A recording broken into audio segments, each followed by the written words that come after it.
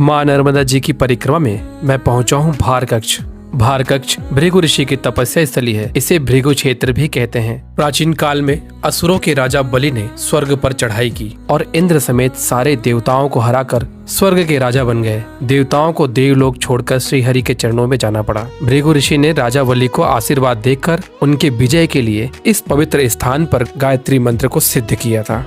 उनकी सिद्धि के प्रभाव से ही राजा बलि ने देवताओं को हराया। आज इस पवित्र स्थान को भारकक्ष कहते हैं। भारकक्ष में लगभग 4 घाट हैं। यहीं पास में गाडरवास नामक क्षेत्र है।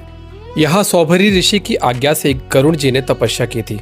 सौभरी ऋषि यमुना जी के किनारे जल में तपस्या करते थे। मछलियाँ उन्हें घेर लेती थी। उन्हें देखकर सौभरी ऋषि अत्यंत प्रसन्न हो जाते थे। आकाश मार्ग से जब गरुड़ जी निकलते हैं तो इतनी सारी मछलियों को देख मन में लालच आ गया और मछलियों का भक्षण करने लगे। सौभरी ऋषि तपस्या से उठे और मृत मछलियों को देख क्रोधित हो गए। क्रोध में महर्षि ने श्राप दिया कि जो भी इन मछलियों का भक्षण करे वह तुरंत ही मृत्यु को प्राप्त हो जाए। भागवत पुराण में लिखा है कि गरुड़ जी को श्राप का ज्ञात होते ही गरुड़ जी दोबारा मछलियों का भक्षण करने नहीं आए। परंतु विष्णु संहिता में लिखा है गरुड़ जी ने जैसे ही दूसरे दिन मछलियों का भोजन किया उनकी मृत्यु हो गई।